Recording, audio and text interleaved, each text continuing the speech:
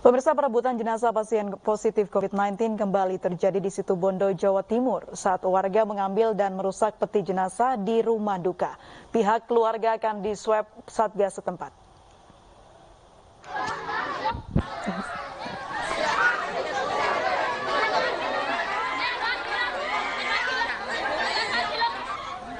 Inilah video amatir perebutan jenazah pasien COVID-19 di Desa Panji Kidul, Situbondo, Jawa Timur siang tadi.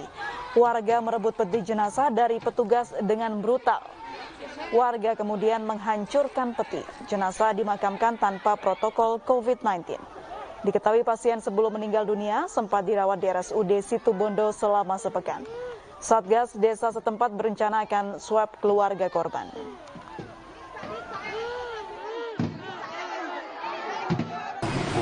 Semua warga kepingin tahu, cuman itu akhirnya ya kejadian itu.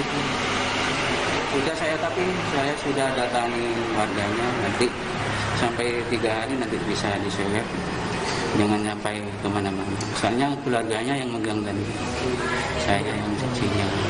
Dibongkar itu ya? Iya, petinya yang dibongkar.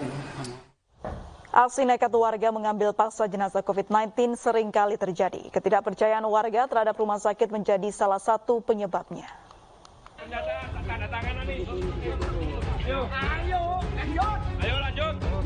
Tanpa menggunakan APD, sejumlah warga menggotong jenazah seorang remaja putri yang positif COVID-19.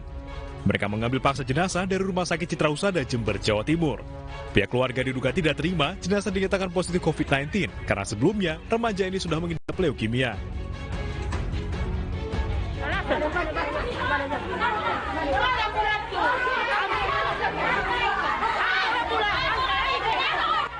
Kericuan ini terjadi di Rumah Sakit Umum Sibolga, Sumatera Utara. Puluhan warga nekat mengambil paksa jenazah dinyatakan meninggal karena COVID-19. Mereka tak percaya jenazah meninggal karena COVID-19 karena baru 2 jam dirawat akibat hipertensi. Jenazah bahkan sampai dibawa ke tengah jalan. Warga geram karena hampir 1 jam sejak dinyatakan meninggal, jenazah tidak diurus.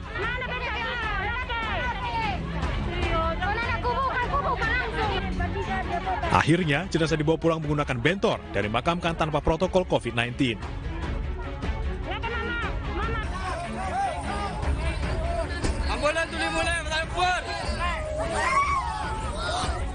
Sementara di Situbondo, Jawa Timur, ratusan warga nekat mengandeng ambulans dan mengambil paksa jenazah COVID-19. Warga pun membuka peti, mengambil jenazah dan membawanya menggunakan tandu untuk dimakamkan seperti biasa. Tak hanya sampai di situ, warga pun membakar peti yang sebelumnya berisi jenazah. Karena kalah jumlah, aparat yang berjaga tidak bisa berbuat banyak mengatasi kekacauan ini. Tim Liputan iNews melaporkan. Pemirsa, tingkat kematian pasien COVID-19 di Indonesia pada 20 Juli kemarin kembali tercatat sebagai angka tertinggi di seluruh dunia. Meski demikian, terjadi penurunan jumlah jenazah yang baru dikebumikan di TPU Rorotan Cilincing, Jakarta Utara.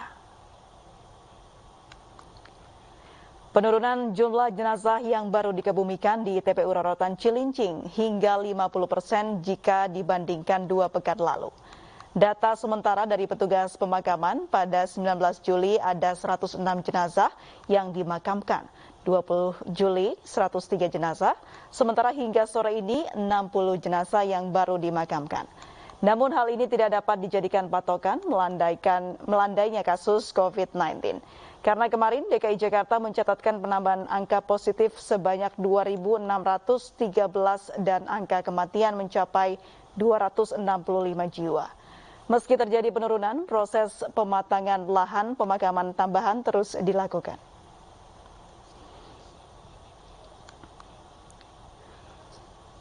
Kita ke informasi selanjutnya, pemirsa. Perubahan aturan status Universitas Indonesia yang memperbolehkan rektor rangkap jabatan mulai mengemuka. Aturan yang direvisi oleh Presiden Joko Widodo ini menjadi sorotan lantaran berseberangan dengan acuan sebelumnya.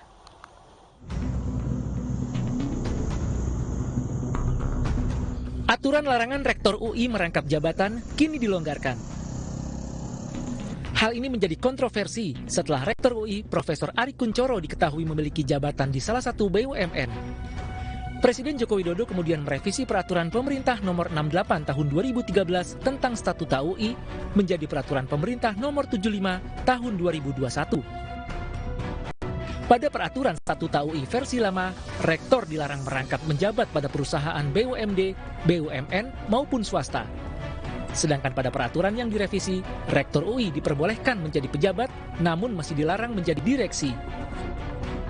Rektor Universitas Indonesia Profesor Ari Kunchoro sebelumnya ramai diperbincangkan setelah memanggil pengurus BEM UI yang menyebut Presiden Joko Widodo sebagai the king of lip service.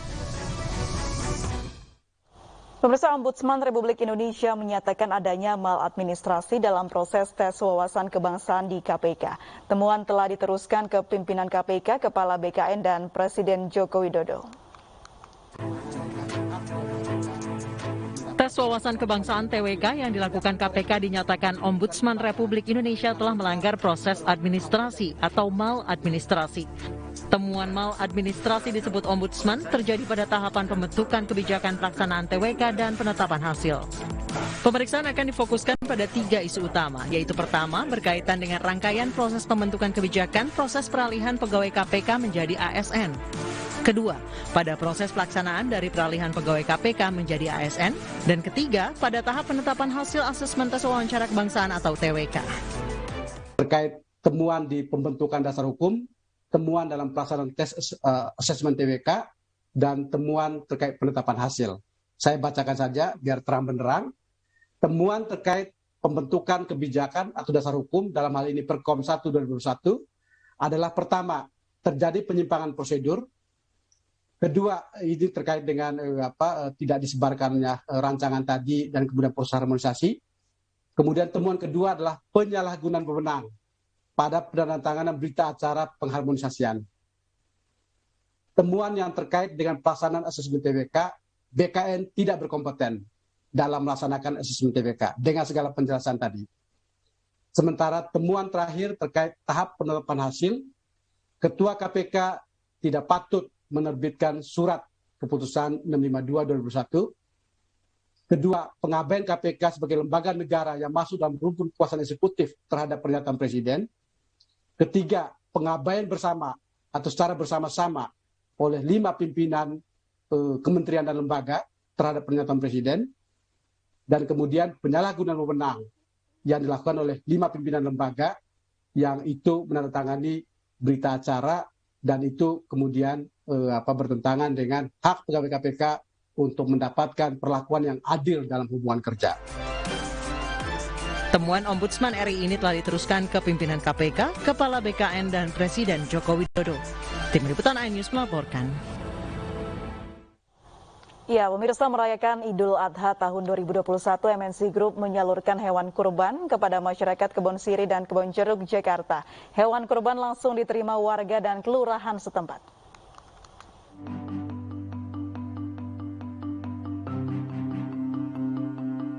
Dalam rangka menyambut Hari Raya Idul Adha 1442 Hijriah, MNC Peduli menyerahkan belasan hewan kurban kepada warga Kebon Jeruk, Jakarta Barat.